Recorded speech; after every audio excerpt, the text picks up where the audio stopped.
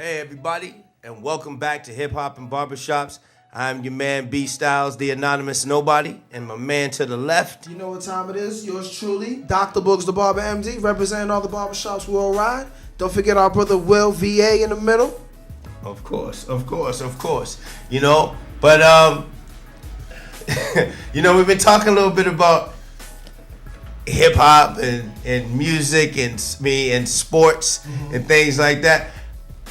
What else we want to talk But you know what? There was a news story this week that came across everybody's news feed that read something like Patriots owner Bob Kraft caught up in a sex trafficking ring in Florida. Now, 2 weeks following what? 2 weeks after he partied with Cardi B. Two weeks after the party with Cardi. And after him helping my man Meek Mill. Brother Meek Mills. Now, all right. One could speculate and say that, they're trying to come after Kraft because, he's, Meek even siding up with Meek and doing the whole prison reform thing, and him and Trump used to be boys and everything like that. So, it's not beyond the realm of possibility that, this could happen because we know how the FBI get down. We know how they operated with COINTELPRO back when Martin, Malcolm, and the Black Panthers were around. So, we already know how they get down. They don't want anybody black to rise up and feel good about themselves. You know what I mean? So that whole thing, one could definitely say, maybe it's this, maybe it's that. But as the father of a daughter, it's whack. Anybody who is paying for whatever you paying for, that's whack. Because usually those young ladies who are in those situations are oftentimes addicted to drugs, oftentimes traumatized and really in need of real psychiatric help, and sometimes kidnapped from foreign countries, bought by men in the United States, and then put to work in these places with less than healthy conditions working. So when I really think about it from that angle, conspiracy theories aside and all the speculation aside, just dealing with what the charges are, it's messed up. Point blank period. I'm not in agreement. I'm not down with any of that. I don't do strip clubs. I don't do paid sex. I don't do porn. I don't do that. That's all that stuff is kind of whack to me. I feel you. I definitely feel you. I definitely feel as though Bob Kraft is being sought after in one way or another. Aside from what he's being charged with, I think him associating himself with one of hip hop's more openly outspoken individuals in terms of the struggle, of the continued struggle, streetwise, and just in whatever field you're in, just that struggle.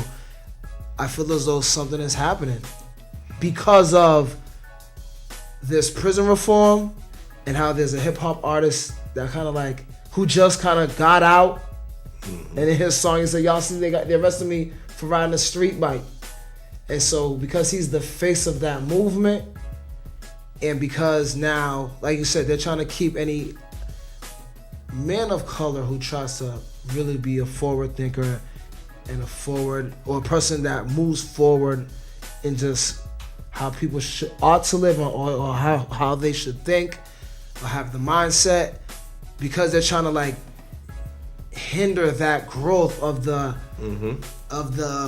momentum that his movement has, right?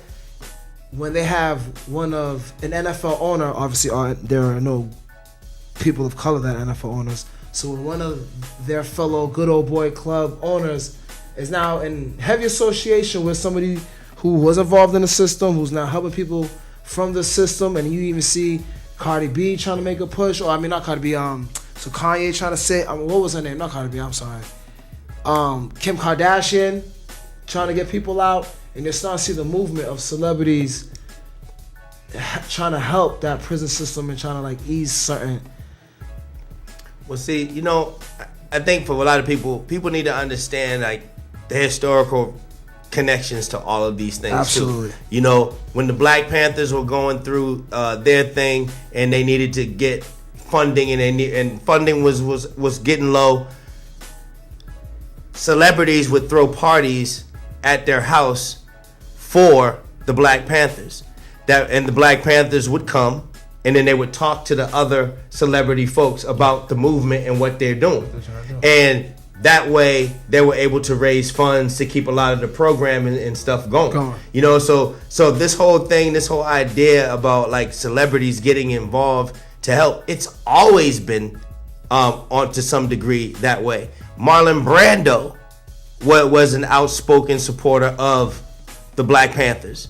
Okay, so it's like Marlon Brando is probably arguably one of the best actors, or revered in Hollywood as one of the best actors of all time, who was in fact white.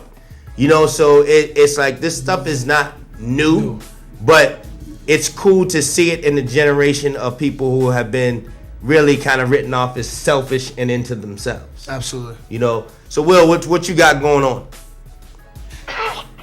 I agree with all of those things. That there are a lot of things that in politics that go on that are never seen by the masses. And I mean, let's be honest.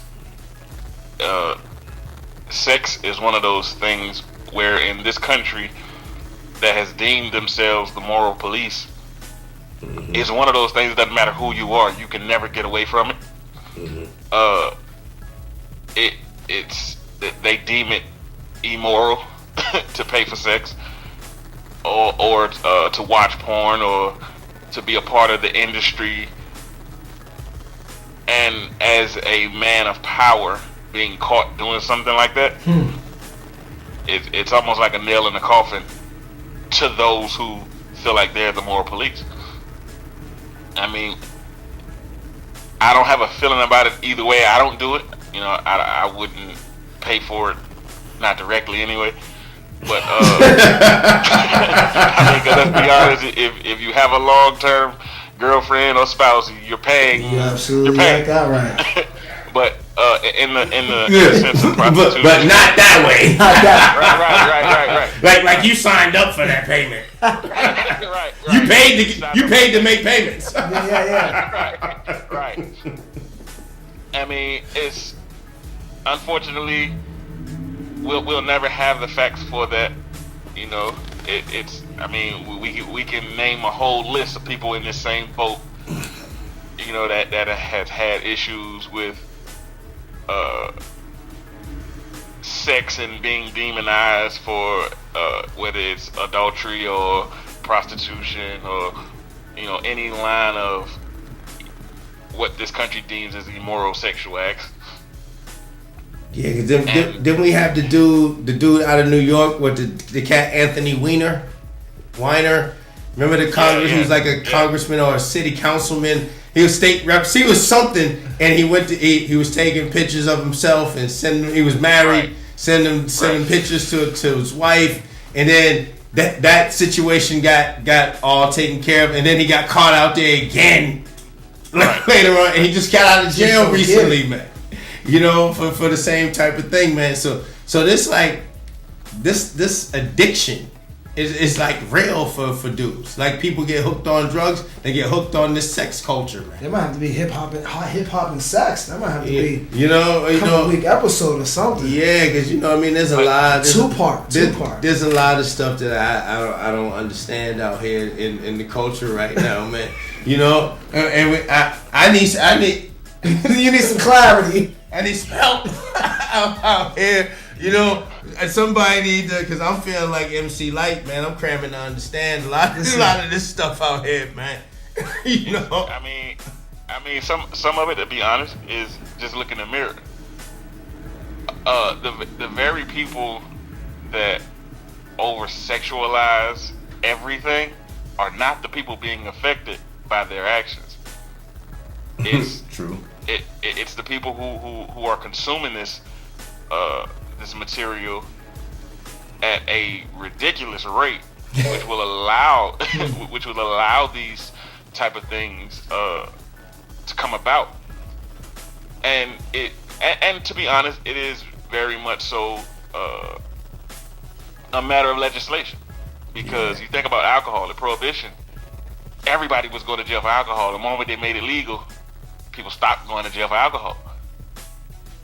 You know, so because it has a moral stamp to it that they will get you out of here if you get caught, you know, in those type of positions. It's seen as something totally different than in other countries where nobody cares. They can care less what you do, you know, as long as you're an adult doing it. Yeah, that's true. So. That's true. That much is true. You know, we had some interesting, powerful dialogue today on today's show. Of course, it's barber time all the time.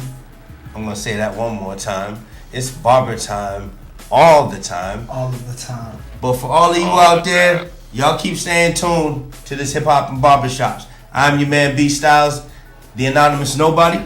It's your boy Dr. Boogs the Barber, MD, our man in the middle. It's your boy Will, aka VA. And we'll be back next week, ready to give it to you one more time. Peace.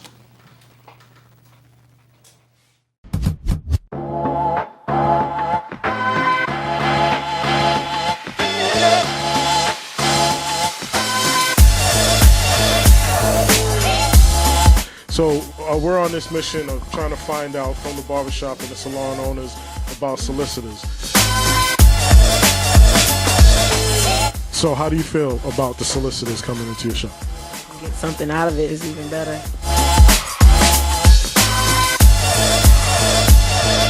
Have you ever gotten anything out of the solicitors that come in? I can't say that I've gotten anything that I can. No value whatsoever? Nothing of value.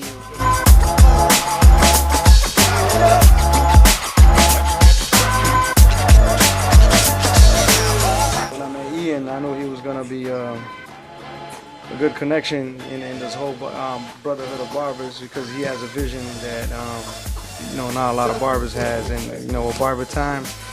And the way he approaches things is actually a little unique with the monitor, especially, and how he wants to get the whole advertisement thing and put it all there, grab all the clutteredness, all the flyers, the poster that goes in everyone's barbershop, and he kinds of generated in there, and not just keeping it in one shop but multiplying it so the ad becomes powerful.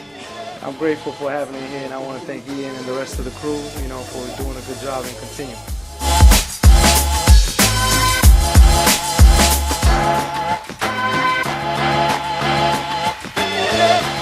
You get a lot of solicitation from people coming in, just throwing stuff around your store. I was. Now they got to put in the monitor, so it's easier, it's cleaner, and I think it's a good idea.